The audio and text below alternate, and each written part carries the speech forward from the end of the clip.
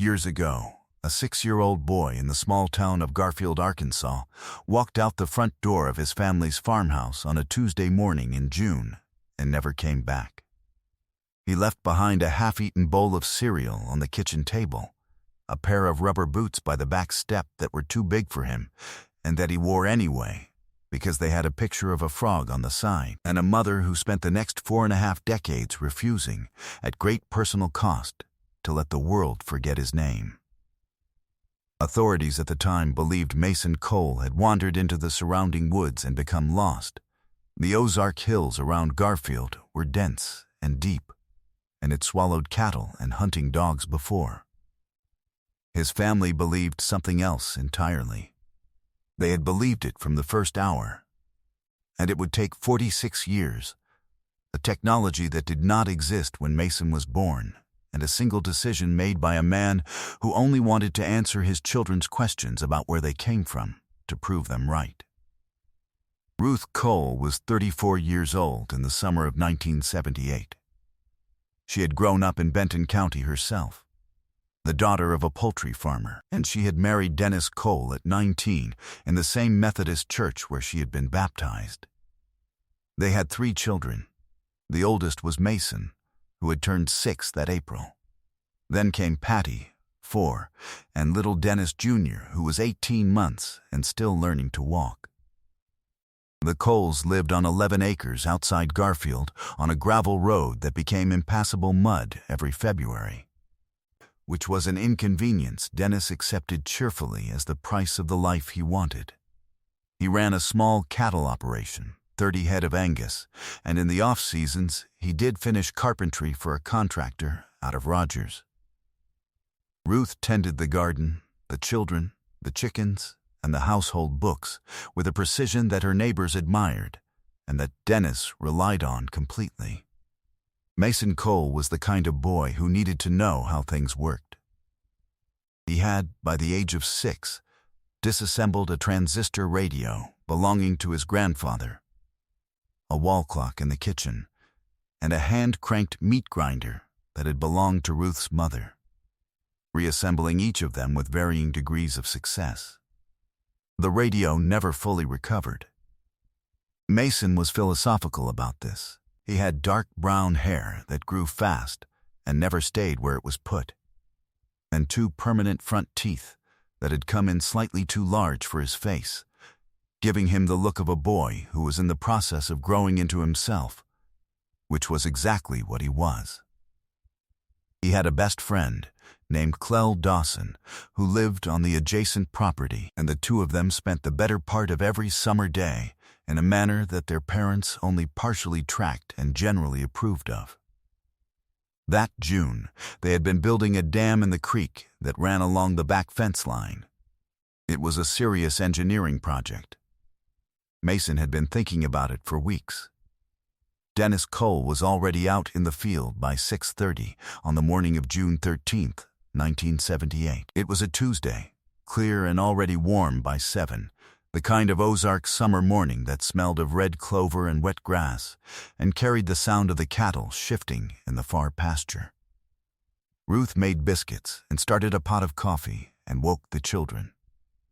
Mason ate half his cereal, announced that he was going to check on the dam, and was out the door before Ruth could tell him to finish his breakfast. She watched him from the kitchen window, crossing the yard toward the back fence in his frog boots, and then the baby fussed and she went to tend to him. At 8:15, Clell Dawson's mother, Vera, walked to the fence line to call the boys in for a morning snack. Clell was there. Mason was not. Clell told her Mason had never shown up. Vera Dawson went to the Cole house at 8:30. Ruth checked the barn, the equipment shed, the creek. She called Dennis in from the field. Dennis walked every inch of the back acreage by 9 o'clock. At 9:45, Ruth Cole drove to the Garfield Volunteer Fire Station and told them her son was missing. She was calm. The men at the station would remember this later. How calm she was. How specific. How she described him without being asked. 6 years old, dark hair, 2 big rubber boots with a frog on the side, wearing a blue striped shirt. The search began by 10. The Benton County Sheriff's Department had 2 deputies on the Cole property by noon, and by that evening, over 200 volunteers were working a grid pattern through the surrounding hills. Dennis walked until his legs gave out. Ruth stayed at the farmhouse with Patty and the baby and the telephone, which she would not leave unattended even to sleep. By the end of the first week, the search had covered 16 square miles without a trace. No boot prints beyond the back fence line. No clothing. No physical evidence of any kind that Mason Cole had walked into the Ozark woods. Chief Deputy Hector Brannigan, who had taken lead on the case for the Benton County Sheriff's Department, was a careful man and a methodical one. He had been in law enforcement for 14 years, and he had worked 2 previous child disappearances in the county, both of which had ended quickly, one a runaway, one a drowning. He knew from the first day that this was different. He interviewed every family within a 2-mile radius. He re-interviewed the Dawson family 4 times. He noted that the previous Thursday, 5 days before Mason vanished, a light-colored pickup truck had been parked on the gravel road outside the Cole property for approximately 20 minutes before driving away. 2 different neighbors had seen it. Neither could agree on the make. Neither had seen the driver. It was, Brannigan would write in his notebook, the only anomaly in an otherwise quiet stretch of road in an otherwise quiet stretch of summer, and in his experience, anomalies were where you looked first and hardest. He looked. The truck was never identified. The lead, like the others, ran to nothing. By August, the Benton County Sheriff's Department had officially reclassified the case as an unresolved missing persons matter. The assumption in the reports, the assumption that would follow the case file for 4 decades, was that Mason Cole had become disoriented in the woods, had fallen into a water feature, had met some accident that the terrain had absorbed and concealed. Ruth Cole read this conclusion in a letter from the department dated August 29, 1978. She folded it carefully, placed it in the kitchen drawer where she kept important papers, and did not speak about it for 3 days. Then she sat Dennis down at the kitchen table and told him exactly what she believed had happened to their son and what she intended to do about it. Dennis listened. He said he believed her. He asked what she needed from him. What she needed, it turned out, was everything he had for the next 46 years. By 1983, 5 years had passed. Patty Cole was 9 and Dennis Jr. was 6, the same age Mason had been when he disappeared, and both children had grown up in a household shaped by an absence that nobody in the family pretended not to feel. Ruth had connected with a network of families of missing children, an informal chain of parents in similar situations that she found through a woman in Springfield who had lost her daughter in 1975. They exchanged information, shared strategies, wrote letters to state legislators. This was before the National Center for Missing and Exploited Children existed, before milk cartons, before the infrastructure that would eventually exist for cases like Mason's. Ruth was building that infrastructure 1 letter at a time. She kept a photograph of Mason on the refrigerator his whole life. Not the most recent one taken before he disappeared, a school portrait from that spring, formal, in a collared shirt, the 2 large front teeth, and the hair that wouldn't stay put. She had hundreds of copies made. Every few years she had an artist do an age progression. By 1988, there was a version of Mason at 16 on the refrigerator. By 1998, there was one at 26. By 2008, 36. The neighbors who had known Ruth for decades stopped seeing the photographs after a while, the way you stop seeing things that have always been there. The ones who were new to the road would sometimes stop and ask, and Ruth would tell them, without drama, who it was, what had happened. and what she was doing about it. Dennis Cole died in 2011 from a cardiac event in the field he had walked every day of their marriage. He was 66 years old. Ruth did not sell the property. She did not move the cattle, which Patty's husband now managed.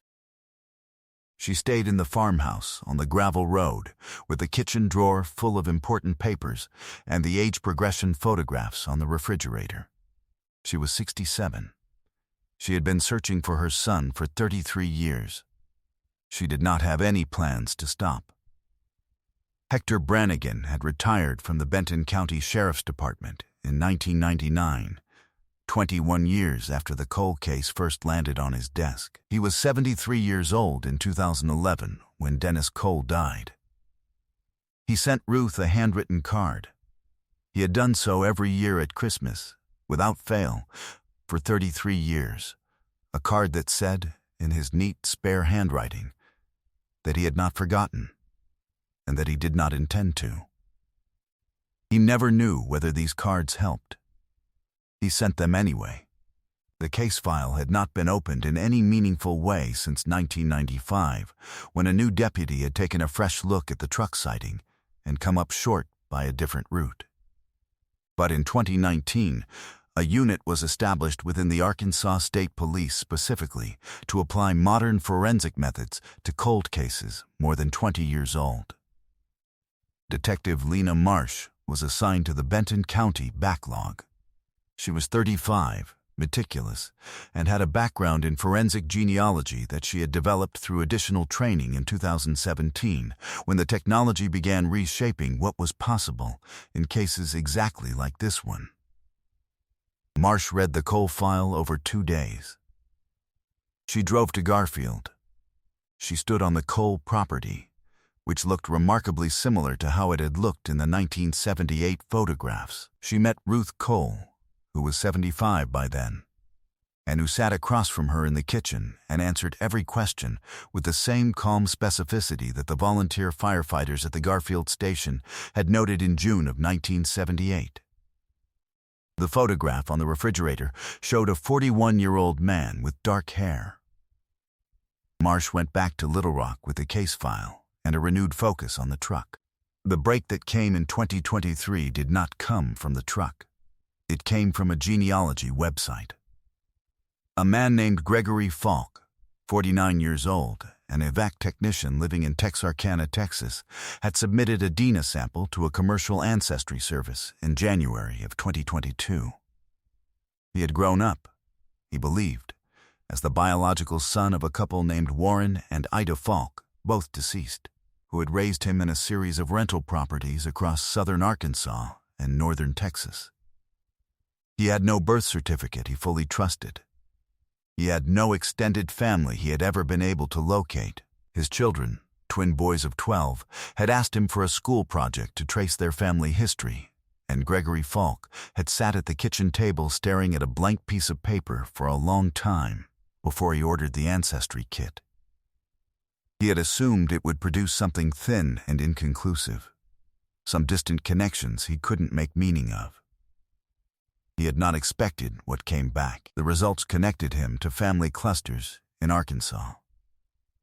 Northwest Arkansas. Benton County. He had contacted the Ancestry Services helpline, then a genealogist the service recommended, and the genealogist, a retired school teacher in Fayetteville named Carol Haas, had called Detective Lena Marsh in March 2023 after working through the family tree branches for 6 weeks. And arriving at a convergence point that she could not explain any other way. Marsh was at her desk on a Thursday morning when the call came in. She pulled the Cole file from the stack where it had been sitting since her last review. She looked at the age progression photograph that Ruth Cole had provided, the one showing what Mason might look like at 46. She looked at it for a while. Then, she called her supervisor and told him she needed to move quickly. A court-authorized DNA collection was arranged. Gregory Falk was interviewed by Arkansas State Police in Texarkana in April 2023. He was cooperative. He was also, by his own account, frightened in a way he couldn't precisely articulate. The feeling of a story you have never been told beginning to take shape around you. He provided a cheek swab. He was told results could take 4 to 6 weeks. They took 3. The comparative DNA analysis confirmed with greater than 99.999% statistical certainty that Gregory Falk was the biological son of Ruth and Dennis Cole of Garfield, Arkansas. He was Mason Cole. He had been 6 years old when Warren Falk, who investigators now believe encountered Mason on the Cole property on the morning of June 13, 1978, had taken him from the yard while his mother was tending to the baby, and his father was in the far field, and his best friend was waiting at the creek. Warren Falk had died in 2009. He could not be prosecuted. Ida Falk had died in 2015. The investigation into what Warren Falk had done and how he had done it was conducted by Arkansas State Police over the following months. Records established that Falk, then 34, had been working irregular day labor jobs in Benton County in June 1978 and had no documented connection to Garfield or the Cole family. How he had selected them, how he had found the property, whether the light-colored pickup parked on the gravel road 5 days earlier had been a reconnaissance or a coincidence, these questions could not be fully answered with the evidence that remained. What could be established was that within 6 weeks of Mason's disappearance, Warren and Ida Falk had relocated to a rental property in Camden, Arkansas, where the young boy they introduced to neighbors as their nephew Gregory, whom they were raising because of a family hardship. Neighbors in Camden described the child as quiet, as having taken some time to settle in. One neighbor recalled that the boy, in his first weeks there, had asked several times for someone she did not recognize, a name she could not remember clearly after 45 years, something like Clem or Clell. Warren had told her the boy was confused, that he would settle down. He did. Detective Marsh drove to Garfield on a Thursday morning in June 2023. She sat in the kitchen of the Cole farmhouse with Ruth, who was 79 years old. She told her what the DNA had found.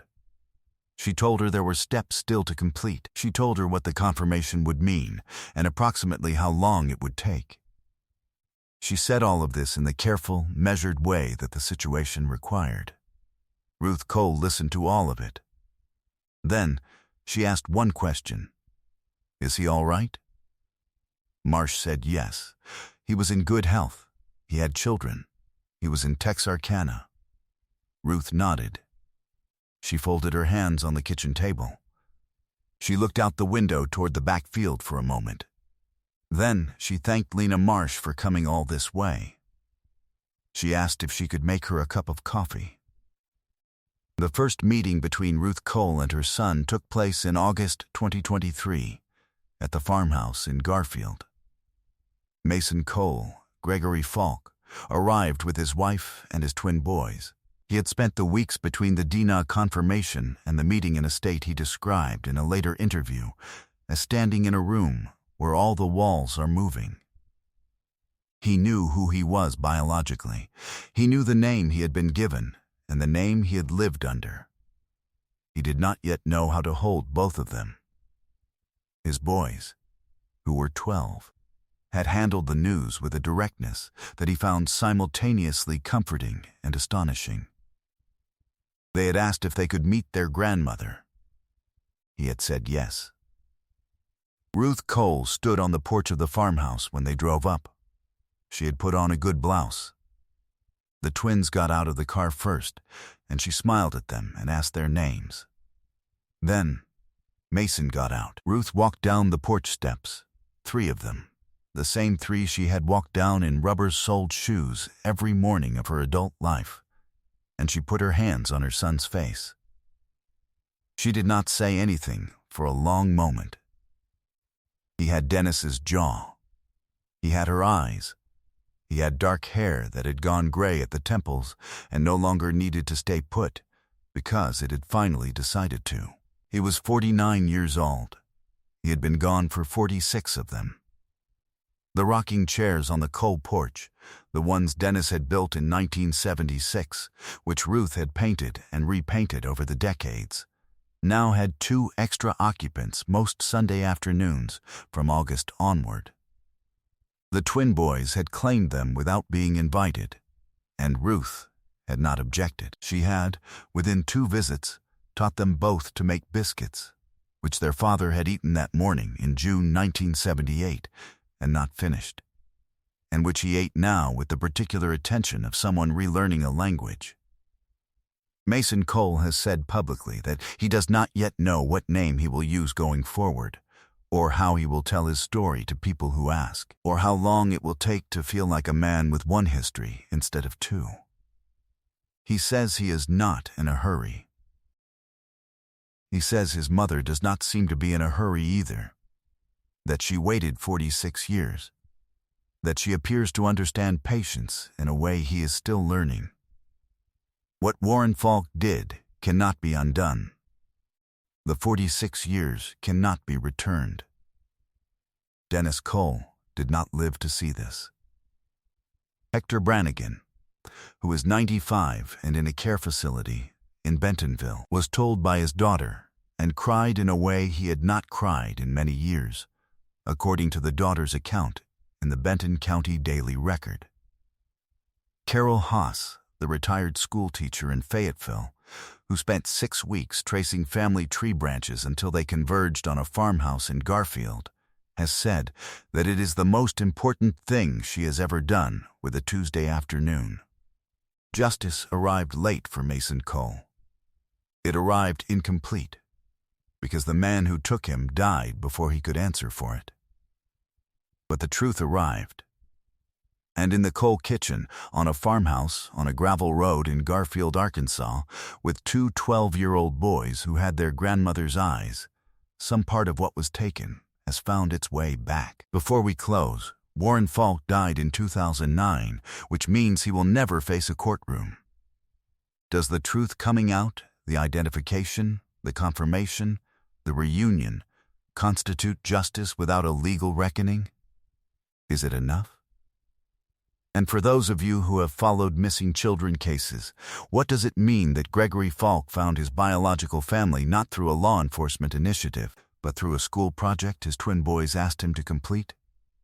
And finally, what do you think Mason Cole's path looks like now, at 49 years old, building something between 2 identities, 2 names, 2 histories? Leave your thoughts in the comments below. Tell us where in the world you're watching from. This channel exists because people like you believe that truth is worth pursuing no matter how many years it takes. Justice found Mason Cole after 46 years, not in a courtroom, but in a kitchen in Garfield, Arkansas, with a cup of coffee and a mother who never took his photograph off the refrigerator. If you believe stories like his deserve to be told, subscribe so you don't miss the next case. More are waiting in the description below. Thank you for being here.